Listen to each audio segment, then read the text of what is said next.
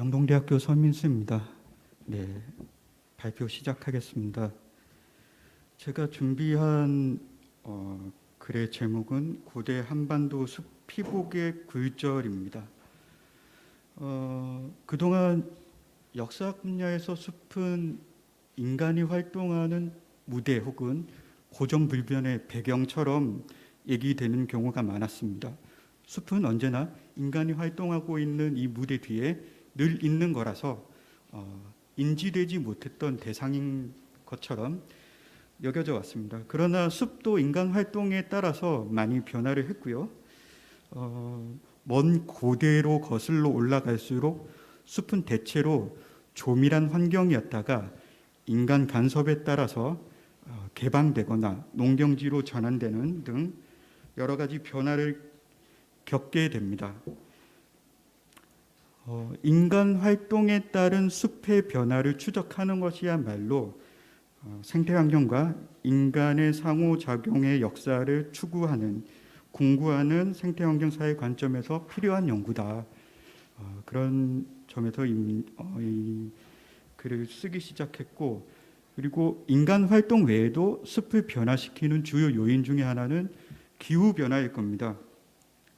기후는 숲의 식생과 분포, 식생의 분포라든지 숲의 피복 변화에 영향을 주는 강제력을 갖는 아주 중요한 요인 중에 하나입니다. 지구의 시간에서 보면 숲의 변화는 기후 요인이 오랫동안 그것을 주도한 상태였고 점점 역사 시대로 접어들면서 인간이 그것을 그 비중을 차지해가는 양상으로 진행이 됐을 건데요. 그런데 막연히 그렇게 우리가 이해를 하고 있지만 과연 과거 동안 숲의 피복은 어느 정도 있었는지, 인간 간섭의 비중과 기후 변화의 역할이 어느 정도였는지 그런 점들에 대해서는 조금 관심이 미흡했다고 할 수 있습니다. 그 변화를 이끈 요인이 무엇인가에 대해서 그 기초적 전제들을 해명하기 위해서 이 글을 준비했습니다.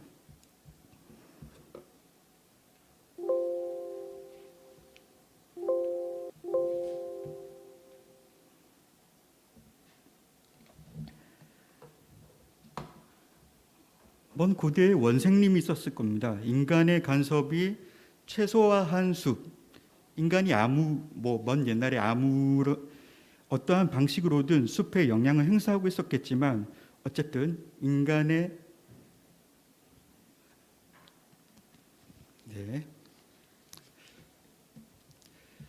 간섭이 최소화한 숲을 원생림이라고 부릅시다.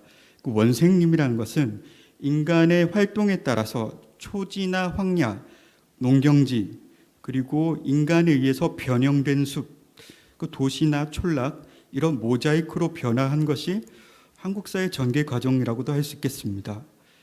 숲이 시간 변화에 따라서 어떻게 달라졌는지, 어떻게 모자이크화했는지가 인간과 생태환경의 상호관계성을 독해할 수 있는 아주 중요한 요점 중에 하나다. 조금 전 말씀드렸다시피 기후가 오랫동안 그것을 주도했지만 인간의 비중이 점차 높아졌을 겁니다. 그러면 한국사에서 인간의 숲에 대한 개입은 언제, 어느 정도로 이루어졌나? 그 판정을 위해서는 한반도 일대 숲의 피복에 대한 기초적인 전제들이 해명되어야 한다. 그것을 정리하는 글입니다. 즉 한국 고대의 숲 변화라고 할 때 기후 요인과 인간 간섭이라는 두 요인 중 각기 이 두 요인이 어떤 비중을 갖고 개입해 왔는지, 전개되어 왔는지 스케치하는 것이 이 글의 목적이라고 할 수 있습니다.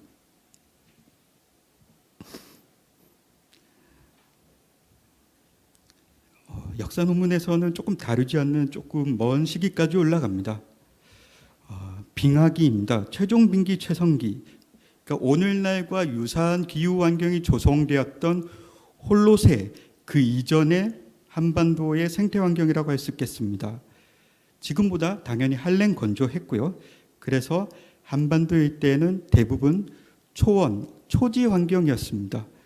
동해안 그리고 한반도 동북부 지역, 이 지역에 한대림이 약간 분포하고 나머지 지역은 초지 환경, 그리고 부분적으로 성긴 나무들, 성긴 분포 밀도의 나무들이 분포하고 있었다라는 겁니다. 그런 상태가 오랫동안 진행이 되었고,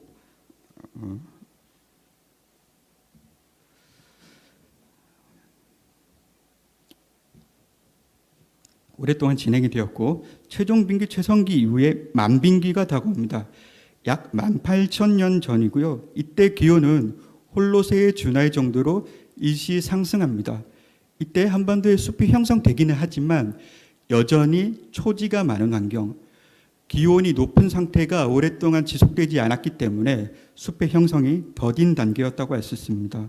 물론 숲의 식생, 한대림이 주로 분포하고 있는 상황에서 그것보다는 조금 더 온난한 환경을 좋아하는 숲으로 천이하는 경향은 보였지만 한반도는 초지 환경이었다.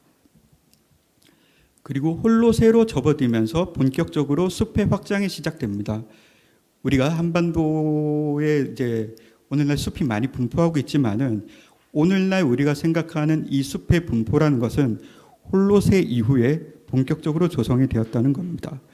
홀로세의 온난 수분한 기후가 지속되면서 한반도의 숲이 확장하기 시작합니다. 그 중에서도 기후 최적기라고 부르는 시간이 있습니다.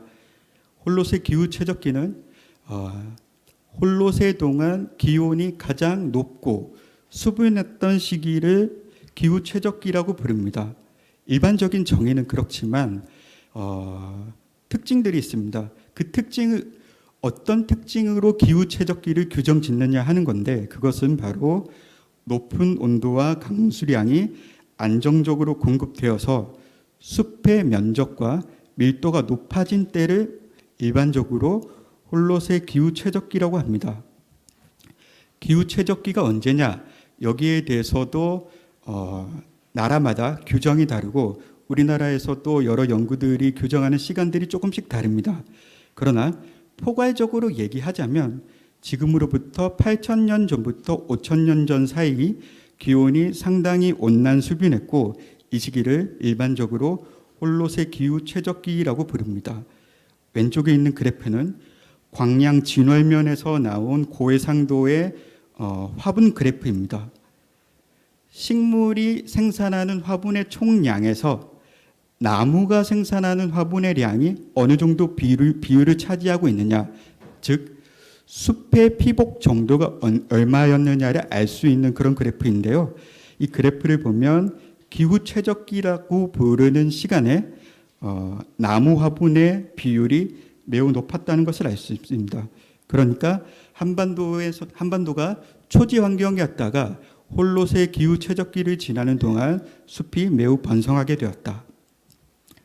또 하나의 특징은 홀로세 기후 최적기 동안 해수면 상승 그리고 여름 몬순의 강화로 인해서 한반도 일대의 호수와 습지가 발달하게 되었다는 겁니다.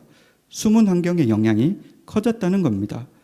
그래서 이 시기 동안 한반도는 숲으로 뒤덮인 환경이 되었고, 그리고 우리가 일반적으로 생각하는 산림뿐 아니라 습지름도 광범하게 펼쳐진 복합적인 숲 생태 환경이 만들어졌다. 이렇게 정리할 수 있습니다. 기후 최적기는 약 5,000년 전쯤에 종료가 됩니다. 중국 북동부 지역 그리고 한반도 중남부 지역에서 상대적으로 한랭 건조한 기후를 선호하는 숲으로 천이하는 경향이 확인됩니다. 대표적으로 소나무 속 화분의 확산을 얘기합니다. 그런데 모든 지역에서 일시적으로 소나무 속 화분이 확산하는 것은 아니고 지역별 차이가 있습니다. 지형 조건이라든지 위도라든지 그런 약간의 변주는 있지만 기후 최적기가 종료하고 난 이후에는 소나무 속 화분이 확산되는 것이 특징이다. 그리고 기후 최적기 동안 널리 만들어졌던 호수와 습지가 건육화하면서 아무래도 기후가 한랭 건조해지기 때문에 호수와 습지가 건육화합니다. 그러면서 습지림의 분포 범위가 축소되고 그것을 선호하는 참나무라든지 오리나무 속이 감소하고 소나무 숲이 더 많아지는 그런 경향으로 가는 겁니다. 즉 홀롯의 초중기 동안에는 한반도 일대의 숲이 인간 간섭에 의해서라기보다는 대체로 기후 변화의 리듬에 맞춰서 숲이 변화하고 있는 것을 확인할 수 있습니다. 그런데 숲의 피복 변화를 관찰하다 보면 꼭 기후에 의해서만 숲이 변화하고 있었던 것은 아니라는 것, 그것을 보여주는 기점들이 있습니다. 그것을 확인하기 위해서 주로 쓰는 방법은 수목 화분, 나무 화분과 나무가 아닌 식물이 내뿜는 화분의 상대 비율을 구하거나 화분의 총량에서 나무 화분의 비율이 얼마냐에 따라서 숲의 피복량을 구할 수 있는데 이것을 시간 순대로 쪼개서 살펴보는 거죠. 그러면 중국의 사례인데요. 중국에서 확인되는 화분 자료들을 총 결집해서 종합해서 시간의 흐름에 따라서 화분량이 어떻게 변하느냐를 살펴본 겁니다. 그랬을 때 특징적인 것이 있습니다. 지금으로부터 6,000년 전쯤에 중국에서 나무 화분의 비율이 급격하게 감소한다는 겁니다. 숲의 감소겠죠. 그런데 문제는 뭐냐면 어느 날 우리가 북중국 지역이라고 부르는 지역에서는 나무 화분의 비율이 급격하게 감소하는데 유독 동북부 지역, 그러니까 고구려가 있었던 나중에 고구려가 입지하게 되는 북동부 지역에서만큼은 나무 화분의 감소가 감지되지 않는다는 겁니다. 만약 6,000년 전 나무 화분 비율의 뚜렷한 감소를 기후 요인만으로 설명한다면 중국 북동부 지역에서도 기후의 영향을 받아서 나무 화분이 감소해야 할 것입니다. 그런데 그러지 않았다는 것은 기후 요인 외에 인간 간섭이라는 요인을 추가로 고려해야 한다는 것, 그것을 말해준다는 것입니다. 6,000년 전쯤에 지금 그래프에서 보는 것처럼 대부분 지역에서는 나무 화분의 비율이 급감합니다. 그러나 중국 북동부 지역과 남동부 지역에서는 오히려 숲이 안정적으로 유지되거나 증가하는 양상을 보인다는 겁니다.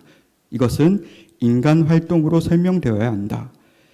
지금으로부터 6,000년 전쯤 양쯔강과 황하강 사이에서 농업이 크게 확산되기 때문에 농업 확산의 경향이 북중국 지역에서 수목 화분의 비율을 급격하게 떨어뜨렸고 농업이 비교적 그리고 상대적으로 덜 확산되었던 농경에 종사하지 않는 사람들이 많았던 중국 남동부 지역과 북동부 지역에서는 숲이 온전하게 유지되어 가는 양상을 확인할 수 있다는 겁니다.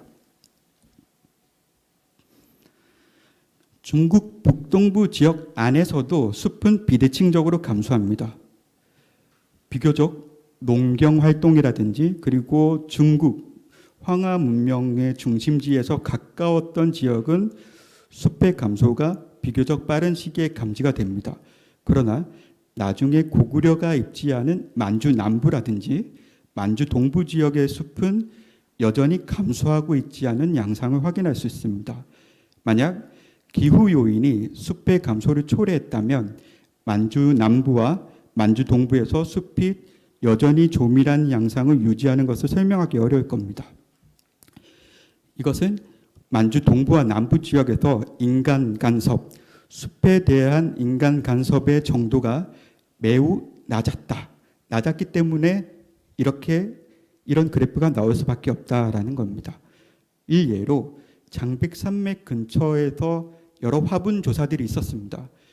기원 전후경을 포함하는 화분 자료들을 두루 검토했을 때 이 지역에서 인간 간섭이라고 하는 것은 중국에서는 6,000년 전부터 활발하게 뚜렷하게 나타나지만 이 지역에서는 기원 전후경 인간 간섭이 최초로 확인되는 지역들도 있다라는 겁니다. 그래서 PPT가 조금 어그러졌지만 삼국지 동의전에 보면 고구려의 자연 환경이라든지 농업 수준을 말해주는 유명한 기사가 있습니다. 고구려는 큰 산과 깊은 골짜기가 많고 좋은 밭이 없다. 이런 내용이죠. 고구려의 험준한 지형 조건과 좋은 밭의 유무가 대응되고 있는 그런 문구입니다. 이것을 예전에는 그냥 중국인의 입장에서 사회 경제적 수준이 고구려보다 우월했다고 하는 중국인의 입장에서 고구려의 경제 수준을 약간 얕잡아 보는 그런 문구로 주로 이해하곤 했지만, 숲의 감소, 숲의 피복률이라는 점을 시야에 놓고 나면 이 중국인들이 고구려에 대해서 이런 묘사를 했을 그 시점에는 만주 남부 지역에 여전히 숲이 조밀했고 숲의 개간도 적극적이지 않았던 상황, 이런 것들을 함께 독해할 수 있게 된다는 겁니다. 그러면 한반도 중남부 지역에서는 어떠냐? 한반도 중남부 지역에서도 여러 화분 자료들이 있습니다. 문제는 해상도가 높은 자료들이 부족하다는 것이 좀 단점이긴 한데요. 어쨌든 화분 자료들을 종합해서 지금 보이는 표와 같은 그래프를 만든 적이 있습니다. 이 그래프에 수치가 표현되어 있습니다. 이때 수치가 작을수록 숲의 피복이 높은 상태, 그리고 수치가 클수록 숲의 피복이 엉성한 상태, 초지 환경에 가깝다라고 할 수 있습니다. 시간의 흐름에 따라서 그 수치를 표기한 것을 보면 한반도에서는 3000년 전부터 그리고 2000년 전 사이에 숲이 조금씩 해체되어 가는 것을 볼 수 있습니다. 3000년 전까지만 하더라도 숲은 대체로는 조밀한 환경을 유지합니다마는 2000년 BP가 되면 숲의 피복이 이전에 비해서 뚜렷하게 감소한 것을 확인할 수 있습니다. 특히 서해안과 남해안 지역을 중심으로 숫자가 많이 올라간 것을 볼 수 있는데, 이때 한반도의 중남부 지역도 숲이 감소하고 있었다, 이렇게 말할 수 있다는 거죠.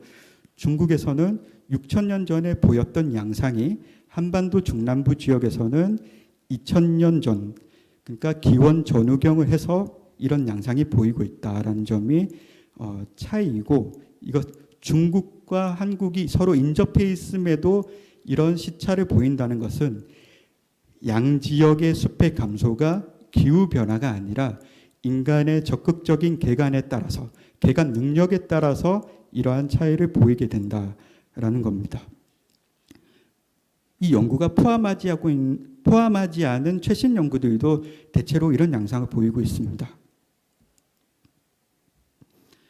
한반도 중남부 지역에서도 역시 숲은 비대칭적으로 감소한다. 서해안, 남해안 지역에서 숲의 피복은 비교적 이른 편이다. 이런 것들을 볼 수 있고요.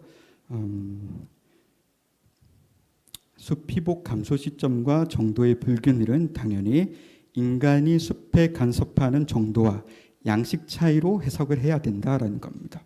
한반도 북부 지역도 자료가 있긴 합니다. 일제시대 때 약간 조사된 자료들이 있는데 그 자료들을 보아도 아마 비슷한 양상을 띄었을 거라고 추정이 됩니다.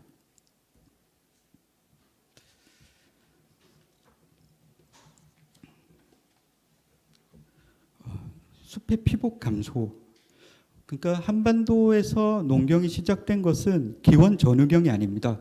그것보다는 훨씬 이른 시기로 추정을 하는데, 그러면 농경의 개시 시점과 농경이 어느 정도 농경의 개시 시점 그 당시에 숲이 감소하는 것이 아니라 농경이 어느 정도 진척된 단계, 농경이 어느 정도 진행된 기원 전후경 숲이 뚜렷하게 감소했다.